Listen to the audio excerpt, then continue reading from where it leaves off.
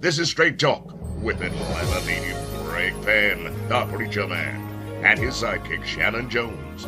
Frank discussions of issues affecting the ATL, Fulton County, the state of Georgia, the nation, and around the world. And now, here they are, live and in living color, the team of Jones and Fann, the Preacher Man. Hey, how you doing? Welcome again to another edition of Straight Talk. How y'all? Happy Labor Day. Happy Labor Day. Labor Day. Coming up Monday, Labor Day. And Georgia says that they got the unemployment rate is going down, that more people are going to work, but I can't tell because I see for higher signs everywhere. Well, welcome edition to Straight Talk. How you doing, Shanan? Man, absolutely right. So, am I?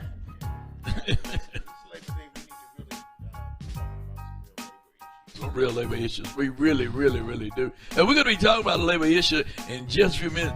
We had the privilege of being a part of a strike. Somebody heard the word strike in a long time. Employees, Nabisco, Mondelez went on strike. They'll say they sick and tired of jobs being shifted out to Mexico and people losing jobs here. We're buying products under the name of Nabisco, Mondelez, but they're being made in Mexico, and people here losing their jobs in this country. I don't know. Really? Mexico. You know, they started Shanan just a little earlier, some years last year. You know, they went and they started in Chicago, and they started shut down their plant. Then they opened it back up with a few people after going on strike there. Then they just recently closed down the Nabisco plant that's been here for years and years and years over on Murphy Avenue here in Atlanta, and put all those people out of work. Now they're doing the same thing with the truck drivers. Greed. Corporate greed, that's what it is. Me and Shannon will be talking more about that, and then we're going to be talking more about this mail rate. This thing is getting, wait, Jesus. Oh, Lord, how much it is really. Shannon, we're going to be talking to you. Don't you go nowhere. You stay right here to Straight Talk. Hey, do subscribe to our channel.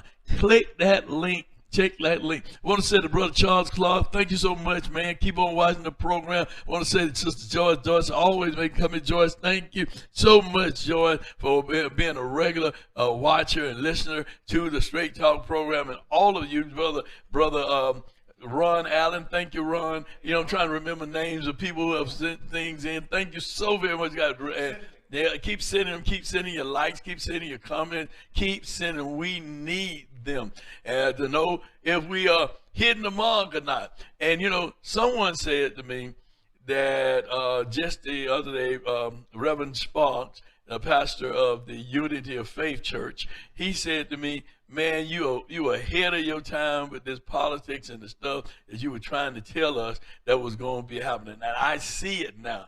And if you don't see it now, you're going to miss the mark. You need to know really what's going on.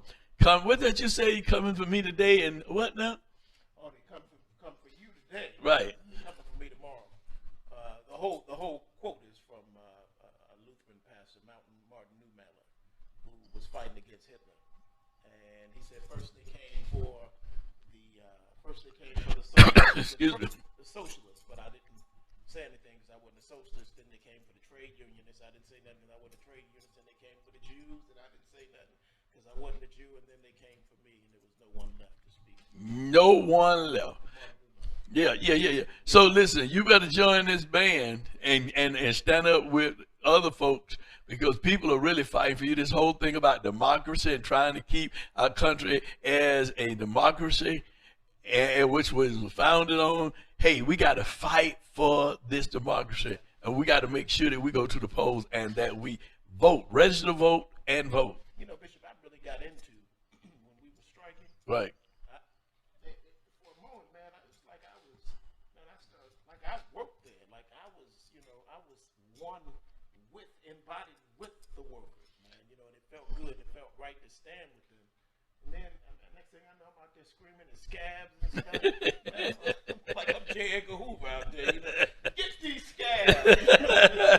Well, they'll see you marching. That's for darn sure. We'll be back. Catch yourself, bro. Catch yourself, Reverend Reggie. Hold on, wait a minute. That's what happens when you be around the old man, young man. Hey, listen, we'll be right back on the other side after Black History Facts with you know who, Hal Lamar, and then we'll be back with the demonstration and the march that was against Nabisco Mondelez. And then after that, Shanan, I'll be back on the other side with more talk about this mayoral race and some of the things that's going on that you may not know, the COVID numbers and how they're going up, the things that are happening, keeping you informed right here on what? Straight Talk, Black History Fact with Hal Lamar. In a world of Atlanta movers and shakers, Lyndon Wade fit that category to a T. The native son who enjoyed early friendships with Vernon Jordan and other so-called Grady babies was an outstanding quarterback at Atlanta's Booker T. Washington High School. He also excelled in baseball.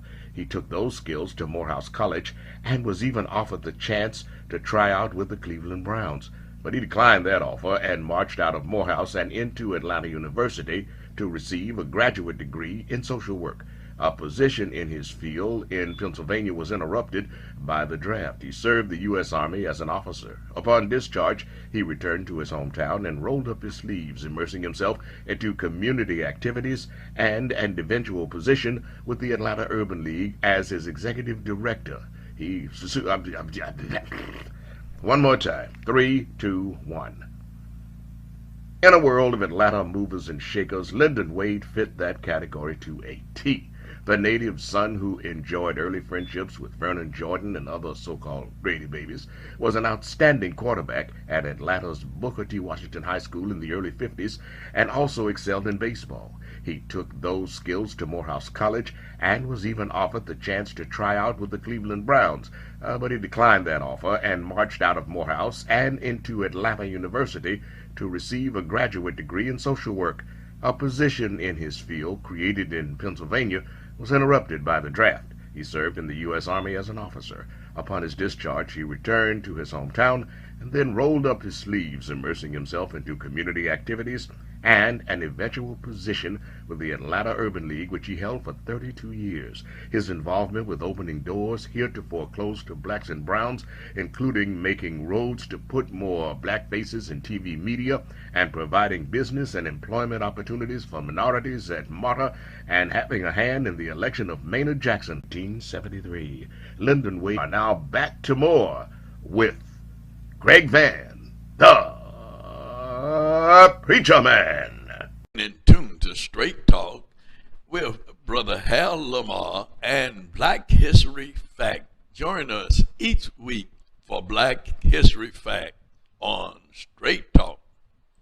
Doing fine. Straight Talk right here. How you doing, Representative? I'm doing well. How you doing, my brother? What are you doing out here, man? Man, we out here protesting against unfair labor practices of Nabisco, and we're standing in solidarity with BCGMT, and we're going to continue to fight every day to make sure fair contracts, fair hours, and fair health care is on the table.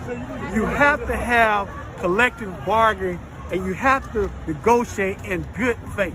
And we're going to stand here with our brothers and sisters to make sure they get these fair contracts. All right. Well, thank you, Representative. Thank you so much. Appreciate you so very, very much. No, Let me talk to the president of the...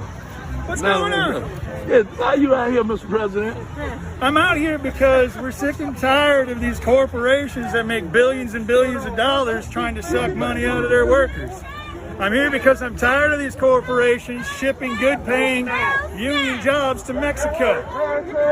That's why I'm out here. I'm out here to support my brothers and sisters at the Bakers and Confectionaries Union. So until they settle this contract, until they quit shipping jobs out of the United States to Mexico using slave wages in Mexico, I'm going to be out here every single time. All right, all right. No contract, it's a show enough strike. They striking out here. Let me go here and talk to Edgar Field. Edgar, why are you here Yes, today? sir. Why are you here today? This Straight Talk. Why are you here? I'm here supporting the workers, brother. This is They're fighting for all of us. Every time they go on strike, they're fighting for all of us. And tell them what your name is, Edgar. Edgar Fields. And I'm you a with- retail wholesale department store union, UFCW. All right, thank you, Edgar. All right, then. All righty. Nice, shut it down.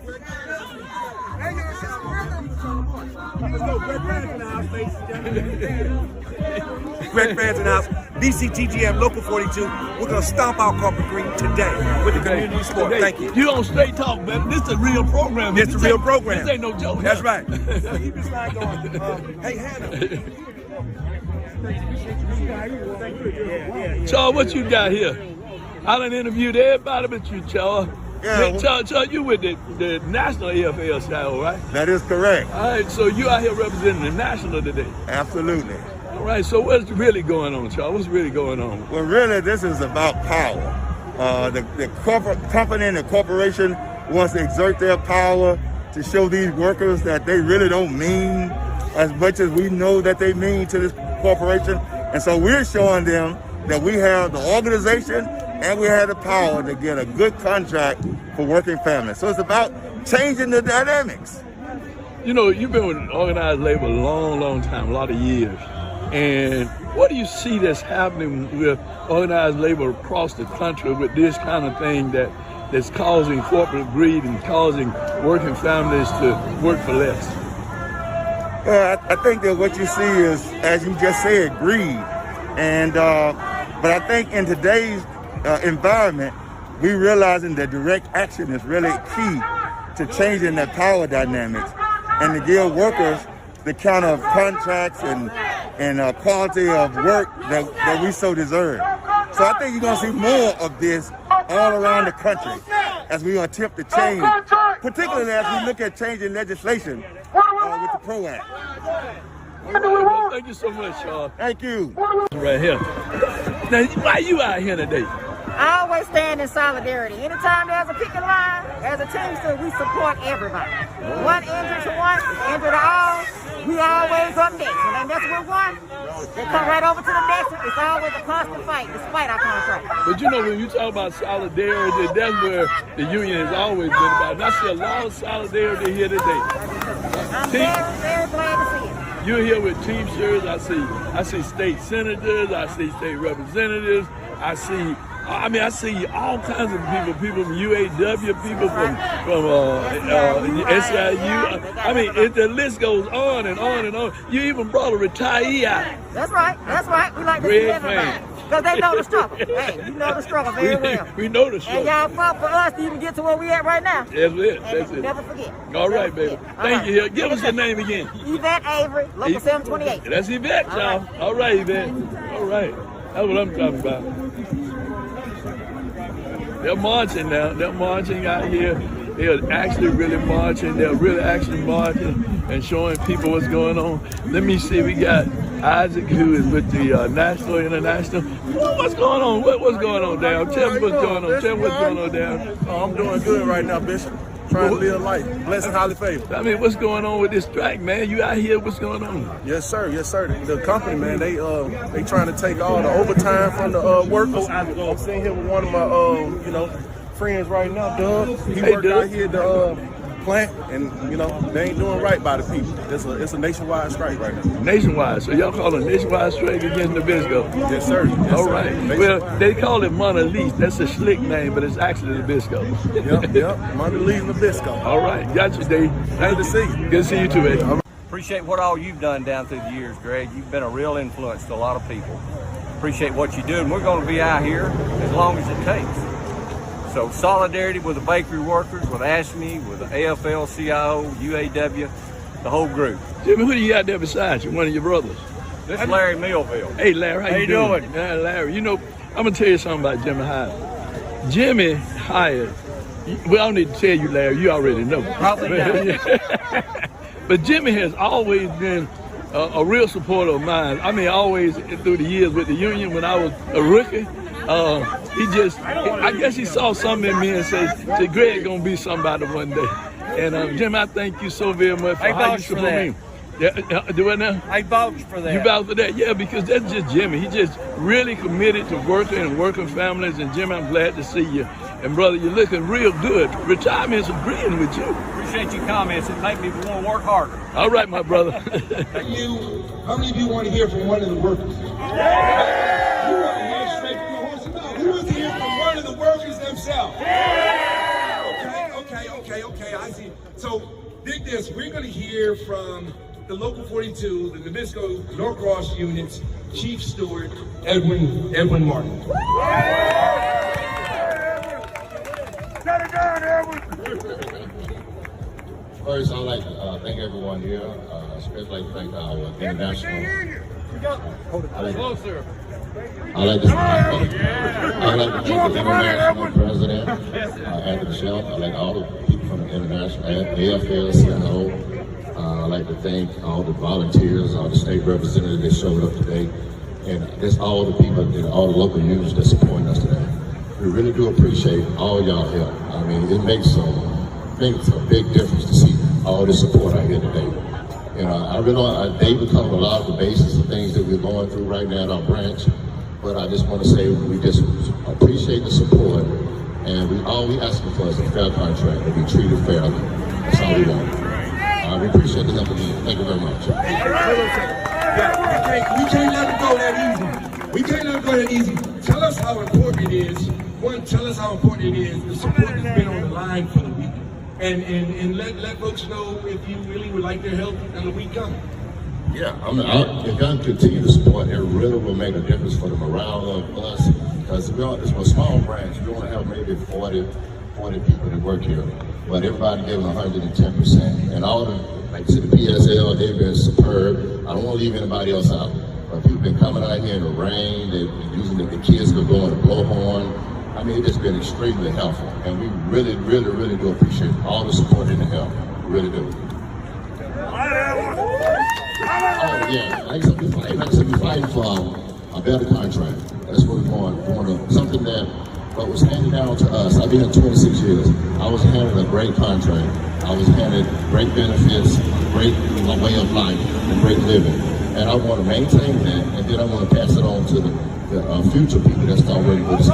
It's not all about us, it's about the people that come in and go behind us. I just want to thank y'all again. How you doing? Yes, what do we want? So yes, my name is Senator Nikki Merritt, and I am a CWA Local 32 member and a proud member, and this is not my first picket walk. And the message I want to have you guys stick together, solidarity. Yes. The days might get long, you might seem frustrated, but stick together and hold the line. All right, yes. Now, corporate greed, that story is not new to us. Last year, Nabisco, I looked it up, made $26 billion during a pandemic. That means that all of you showed up to work every day. How many parents I got up here that had to adjust their schedules for their kids? And y'all risk your lives to come into work. You were essential workers. So it sounds like to me you delivered for your company, right? So now you're asking your company to deliver for you. Give you a fair contract. You're not asking for anything out of the ordinary. You're asking for a fair contract. Don't send your jobs over to Mexico. And I just want to say this. Our governor likes to say how we are the #1 state for business. But we also need to send a message that we are the #1 state that does not send our jobs over to Mexico, and we keep our jobs here in Georgia. So what do we want? What do we want? No contract? Thank you all. Anthony Shelton, president of the Bakery Workers Union. All right, Anthony. Now, I heard you said earlier, this is a national strike. Yes, national strike, all over coast to coast. Coast to coast. Now, Anthony, I've been out here when they were over at the plant, at the Nabisco plant that were on Murphy Avenue, that did shut down. And I know I was working with Zach earlier when they were trying to deal with stuff in Chicago in that plant. Now they're attacking these truck drivers. Yeah, they're trying to attack everybody. They make so many millions of dollars, it's never enough for them. Next thing you know, they'll be wanting us to pay to park our trucks and go to work for them. Well, You know that old adage, they come for you today, and you say nothing, they come for me tomorrow. Yeah. And you say nothing, they come. And I think that's why we have so many people coming out today in terms of solidarity. Everybody's starting to stand up better. The country is realizing that we got to stand up together, or we're all going to fall together. Right. So, what are you asking the people to do that will be watching the podcast? I couldn't hear you. I said, what would you be asking the people that do that's going to be watching the podcast? What do you want for the viewers to do? Don't buy any Nabisco products right now. Look at the label. Make sure they're not made in Mexico. Make sure that they're made in the United States, or don't buy them. Don't buy Nabisco products. No Nabisco products made in Mexico. All right. Thank you, sir. I appreciate you, Anthony. Thank you. All right. Well, Shanan, I tell you, man, boy, the story about Mr. Wade and his work with the Urban League, Nancy Flake Johnson there is over the Atlanta Urban League, but he was the executive director long before Ms. Johnson came on the scene and did some great work to open up some doors for a lot of people of color in terms of jobs and job opportunities. Helped Maynard Jackson become the first African-American president. Not president, mayor of the city. Could have been president. Yeah, could have been. Yeah. Excuse me, the scientist could have been, but first African American mayor of the city of Atlanta. Yeah. Just so proud of him and his work and everything that he left the trail for so many to follow. But it seems like people are straying away from taking care of the least, the less, the lost, as he did. He did that. He stood in that tradition. He did. As far as I can see, he checked the box on everything. Only thing wrong was that he went to Washington High. That's the only thing. I won't even. The only thing. I won't even. Everything else was exceptional. That's all right. Well, Maynard went to Howard. But if Mays had been there, I think he would have ended up going to Mays, because Mays people do great stuff, you know. I understand. Yeah. I understand. I'm gonna let you have that today. Oh, I'm noticing. I'm let you jabbing at you, Doc. You're bobbing and weaving. You're bobbing and weaving. I'm not bobbing, neither am I weaving. I'm just gonna let you have that today, because there's some days when you let the young man have it. So I'm gonna let you have it, young man. Because everybody knows Raiders walk Bulldogs. You're right, because everything that went to Mays came out of Bulldog country. So it's all good. Don't worry about it. I thought you was gonna let me have it. See, now you every time I think I'm out, you pull me back in, Doc. You pull me back in, You wanted me back in. You wanted to be in. Why not? That's why you went to summer school to why not? But it's all good. I went to summer school with all the pretty girls. Everybody know the dumbest girls in Atlanta was the prettiest. Oh, really? Oh man, that's a little known history fact. I need to get him to do that. Do you want a disclaimer for that? Because I could see eggs coming at you. Oh man, let me tell you something. Some of the pretty, some of them, not all of them. Okay, some of them. And they would go to Washington. We go right there with them. I try to help the young man. Ladies, you I see, would purposely do it. Purposely to go to summer school. Ladies, you see, I try to help him out. You see, I try to help him out. You ladies, did you see me try to help him out? They would ask me in school, what comes after A? I'd say, I don't know. They say, if you don't get this, you're going to have to go to summer school. I see all them pretty girls sign up for work. I say, what comes after A? I don't know. They said, well, you're going to have to go to summer school. I say, dang. Well, anyway, Mr. Wade went to White High. He went to that's the only thing a lot of great people went there. So I'm gonna leave that alone, because I mean, you don't went too far to the left. Well, I just don't want to see. I thought this was straight talk. I just don't want to see Claudia. I didn't know Claudia. I didn't know her then. She was busy chasing after the dumb handsome boys up in Boston. She got me. She thought I was dumb, but I fooled her. I was smart. Lord help. She said, that boy is handsome. He must be dumb. I fooled her. See, I'm an equal opportunity discriminator. But, let's talk about this labor piece, though. I mean, this thing with Monalise and how they're treating the workers is just not right. It's just not right. I mean, we've seen too many middle class people, companies go out of business that created middle class. Mr. Wade was a part of helping establish the middle class through the Urban League, right? Creating opportunities for blacks to go to work at companies like Coca-Cola and companies like IBM and companies like the Ford Motor Companies and those companies that afforded great opportunities, Southern Bell, Marbell, whatever you want to call it. They created those opportunities to create a middle class, and now we see many of the kids who have gone on and matriculated through higher learning, education, got their bachelor's degree, their master's degree, their doctorate degree, who are now running corporations and businesses, who parents and grandparents were labor workers, who helped them to be able to go on to college to get these degrees. One of them. You're one of them. One of them. My grandfather was a telephone worker.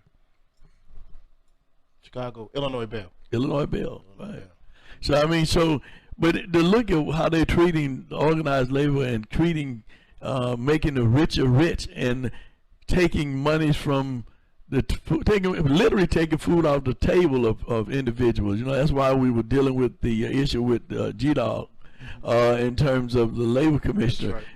Because they didn't give people unemployment check, not just black folks, but all people. You know, it's not a color thing. Money is green. Money has no color and it has no discrimination. It is green. It'll go with anybody that can afford it. That can afford it. Yeah. So that's why we want, because they wasn't doing right about the workers, the laborers, who had put monies in the fund to be able to receive that kind of money when things like this happen, such as the pandemic. Or the Bessemer, Alabama, Amazon workers. Right. They're in Bessemer, Alabama, standing with them and fighting for them. And, you know, the reality is they sent their owner to the moon. To the moon. I mean, not the moon, but he went to space. He went to space. He was more the moon, closer to the moon than he was here. Closer to the moon than we are, right? Yeah, absolutely. But he went for 11 minutes. 11 minutes. He spent billions of dollars to do that. Came back and thanked the workers that he busted from allowing to have their own unions. Man, it's just it's sad at what we see in Mondelez, Nabisco. You know, a few years ago, we were there with them at the plant on Murphy Avenue when they were threatening then to close it down a couple of years ago, and when they had shut down the Chicago plant and started shipping jobs to Mexico and stopped making products here in the United States. And then they decided that they would bring back a skeleton crew, or a crew back in Chicago, but not all of them. And then now they came and they've closed down the plant on Murphy Avenue. That's been here for years and years and years, and has employed many, many people, and they pay good wages, good insurance, benefits, good benefits. And now those people are out of work, looking for work, and the jobs that they're getting now are not of the same caliber or same price point that they were making at Mondelez. And people have now established a lifestyle, you know, making a certain amount of money. Now they have to go back and regroup in terms of how they're going to continue to make it and maintain their standard of living. So what we saw on this film and this strike was people out there from all unions, all kinds of unions, that came out there to support in solidarity the Nabisco workers and the Bakers Union. So what they're asking you to do is to help them, to support them, because as I said, they came after the Chicago plant, then they said nothing. They didn't support the Chicago plant. Then they came after them, and people didn't say anything. Now they see, and they're in the fight with their brothers and sisters that are still working, that are the truck drivers, to make sure that they keep their job, that those jobs don't ship out to Mexico. We got to see what's really going on, guys. It's really going on.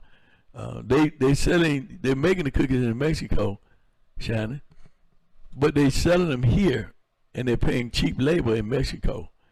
But we're still paying the same price, if not higher prices, for those cookies that they're getting made in Mexico. Yeah.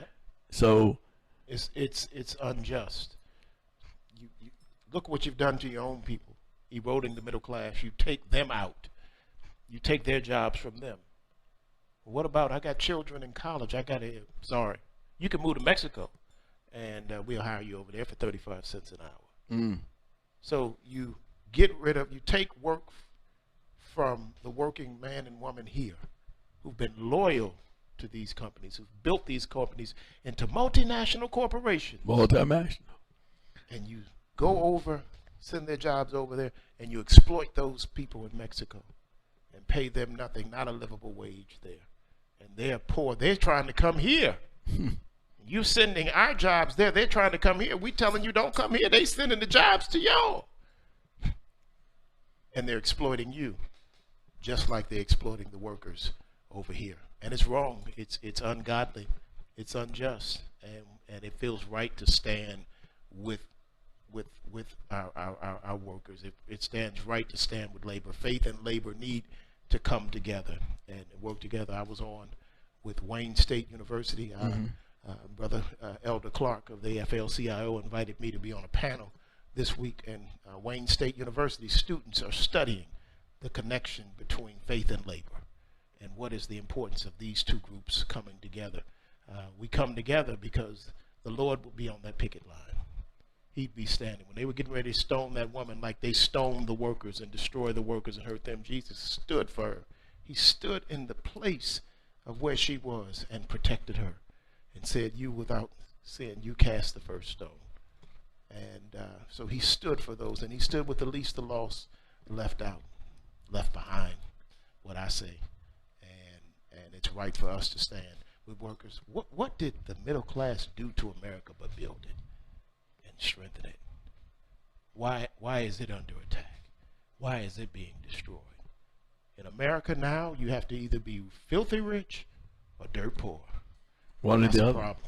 One or the other. That's a and problem. you know, when I think about the story of Moses and those laborers who built the pyramids for Pharaoh, and how they worked by the sweat of their brow to build what is still standing today. That people from all over the world go to look at the pyramids that were built by laborers. And I think about how Ramses, the son of Pharaoh, he got mad and told them that they're going to build bricks without straw. And how Moses stepped in and intervened on behalf of the workers. That's what the union does. It steps in to intervene on the behalf of the workers. When it's unjust, when it's unfair, the union speaks up for fairness in the workplace. People say, I don't want to pay union dues. They don't do nothing. Well, without the union, you'll be treated building bricks without straw. And I wanted to also say the PRO Act that is before Congress and the Senate now to give workers the right to collective bargaining. And people talking about, well, Georgia is not as a right to work state because we don't have collective bargaining. We don't have the right to have collective bargaining, but people ought to have the right to be able to bargain the working conditions and the terms of employment, and it should not be all in the employer's hand, because when the employer don't want to pay you nothing, the employer cannot pay you anything. You know, when an employer want to fire you unjustly, they can do it unjustly. So PRO Act would stop that. PRO Act will stop that. So we have to make sure that we support working families and we support people's right to work. To work. It passed the House. It's headed to the Senate. Yes, well, the Senate, you know how the Senate is. They filibustering about the voters bill, the rights bill. Congress passed that bill, and they over there filibustering about that bill, John Lewis bill, and they're just filibustering, and not bringing anything back to the people. We see so much stuff come out of D.C. in that court now that, you know, we saw it was going to be played out when we got all of these left-wingers judges in there, and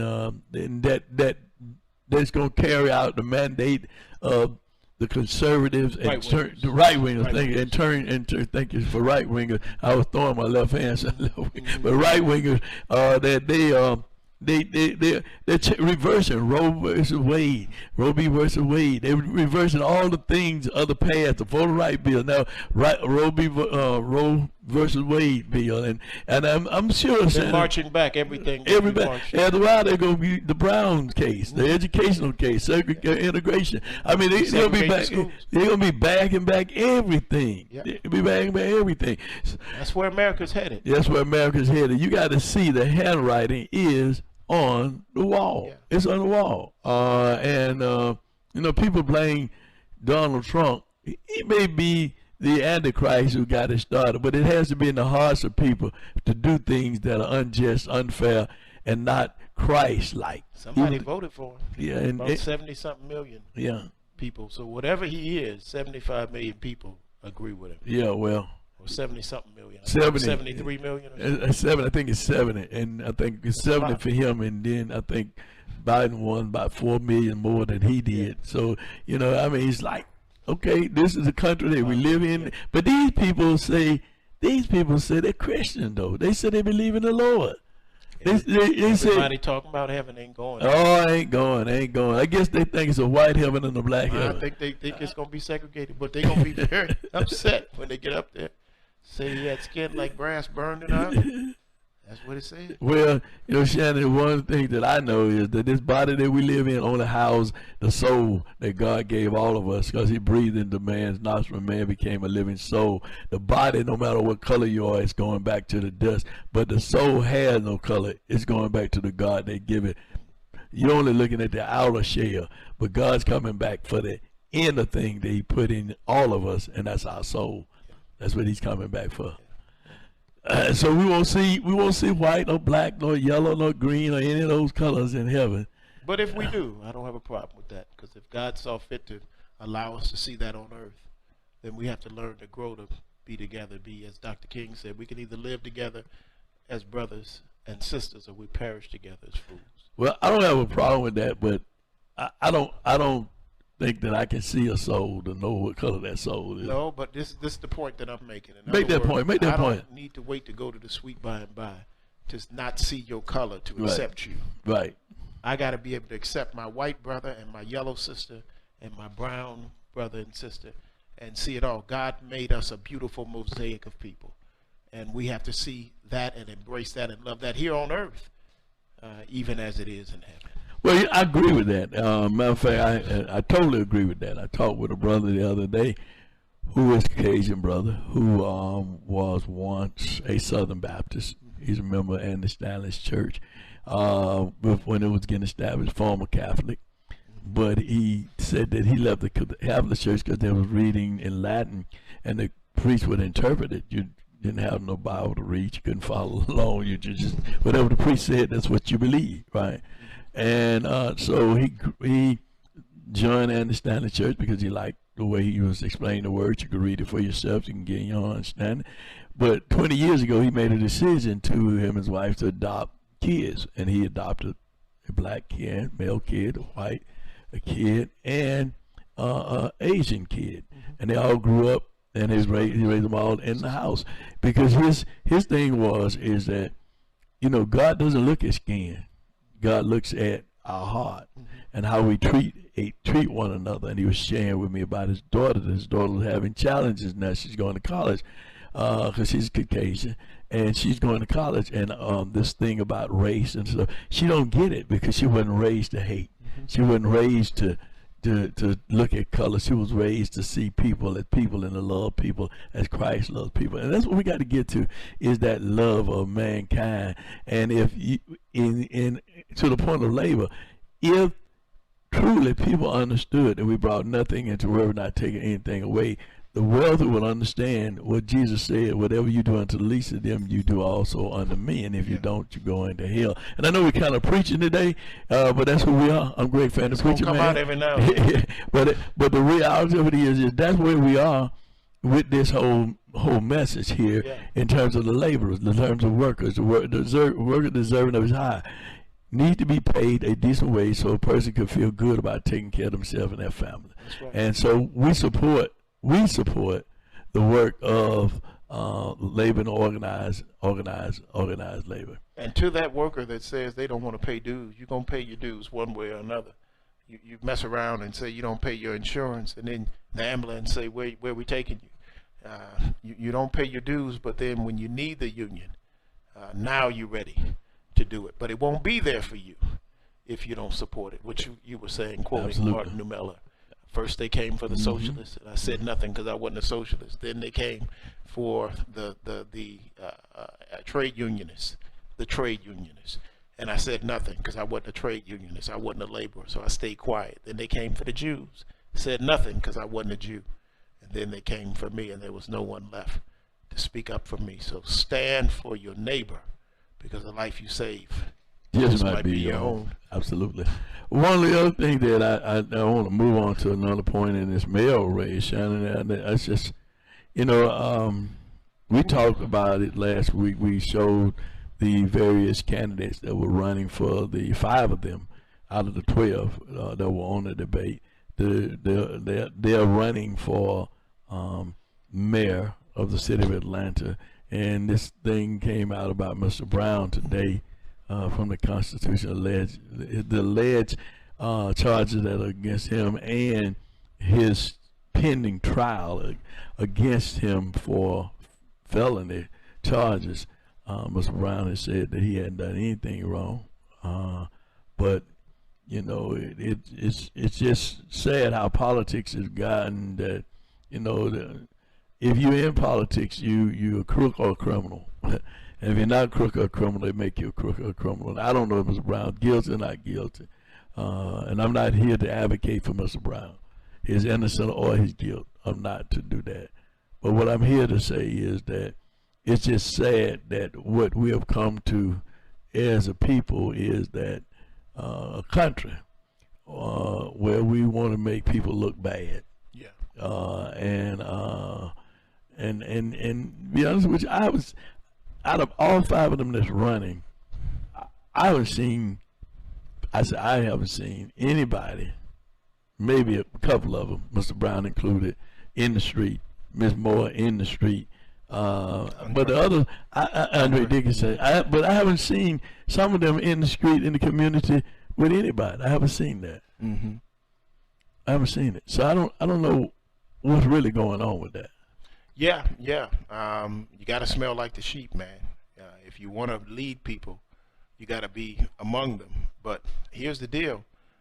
You got these commercials coming out now and all this social media stuff, and it's all this, it looks more like a rap video for me for some of this stuff, music video, television, lifestyle, the rich and the famous.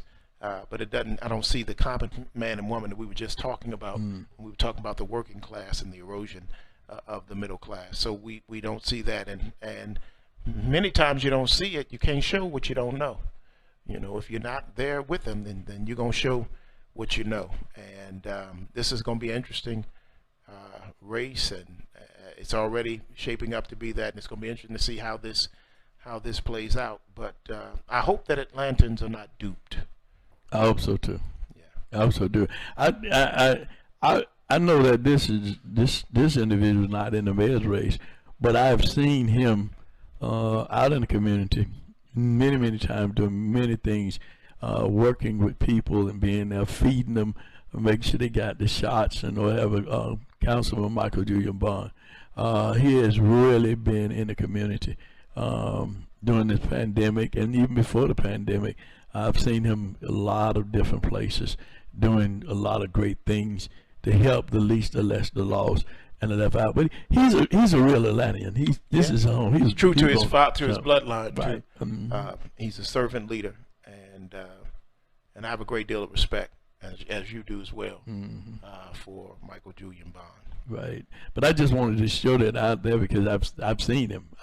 Yeah. During this pandemic, I've seen him. I haven't seen others, but I have seen him. Yeah. I want to just say, Shannon, as we get ready to go and close out the program, is that about clergy with a candle lights of lights. We've been talking about that with all the crime, the violence, the killing, the things that's going on. Well, clergy are coming together to stand up with a night of light of candles. We're looking forward to clergy in various areas. Right now, if you are in the Vine City area or the Pittsburgh community of Atlanta, I want you to just shoot an email to us. If you're a pastor in that area, or if you can contact pastors in that area. We want pastors in that area, clergy in that area, associate pastors, paraministries, to reach us at Fann, Fann 922 at Comcast.net. Again, that's Fann, Fann 922 Comcast.net. We are moving to a large event that's called a Night of Light. But in order to get there, we're going to lead a caravan of the willing throughout the various counties in the metro area and counties throughout the state of Georgia. Clergy will gather together and we will hold up the candle. We're asking the Lord to be the fire and to light it, but we're willing to place our bodies in the struggle to be there where the violence is, where the political violence is, where the hate is. We're going right in those communities and we're going to pray down heaven in those areas. And so we want you to stand with us. It's time for the clergy to come outside of the four walls of the church. We say the doors of the church are open, but we always say that from the inside. We got to say the doors of the church are open from the outside. And we need to go and not only pastor those who are in the pews, but we have to pastor the parish community. And we have to make sanctuary at the intersection of church and society. So Clergy with a Candle is coming near you, and we want you to join the caravan and march on with us. If you are in one of the surrounding counties and you want to organize pastors in that area, we have a Thursday meeting, a Thursday prayer call, Zoom call. We'd love to invite you to join that call with us, and we'd love to have you organize clergy in your area. We're getting outside of the four walls and getting into the community and lighting the darkness with the light of love, the light of Christ. And you can call 44308-0795. That's 44308-0795 if you like more information, or you can email us at fan922@comcast.net. The harvest is plentiful, but the laborers are few. Jesus said, "Go ye and work in my vineyard." And that's what we plan on doing. We can talk about crime, we can talk about violence, we can talk about killing, we can talk about all these things until we get in the highways and byways and preach the message of Christ. And that's the message of love. Love you one another as I have loved you. And that's what we're going to be doing as we light the candle for Jesus, as we light up communities, as we change the hearts and the minds of men, wicked men and women who decide that they would rather take a life than to give a life. Well, God bless you. Thank you so much for joining us right here on Straight Talk with yours truly, Greg Fann, the preacher man, and Shanan E. Jones. Keep those strives this channel. Keep subscribing to this channel. Share it with your Facebook family and your Facebook friend and your new YouTube family. Do that. Won't you do that? Hit that subscribe button. Hit that subscribe button. And when we come on, you'll be made given a notice we're on, and you can check us out and do share it each and every week. I love those people who call us and tell us, hey, listen, I listen to Straight Talk. I mean, I miss it, hear it every week, but when I see it, I know it's on. I can go back and look at it later. I go back and review some of the things that you guys did. Reverend Sparks, pastor of the Unity Church, Unity Faith Church in Roosevelt Highway, said that to me just this weekend. Love it. You're just a little ahead of your time. You're ahead of your time, Bishop Fann. You tell us about this politics, tell us what's going on, and now we see what's going on. And there are others that have said many great things to us and good things to us, and some have given us some real constructive criticism. We appreciate that too. But we love you, and most of all, God loves you the most. And as always, you stay tuned to what? Straight Talk. Want to be a guest on Straight Talk? Email Greg Fann at FANN922@comcast.net or call 404-308-0795. Join us again for another episode of Straight Talk with Shanan Jones and Greg Fann, the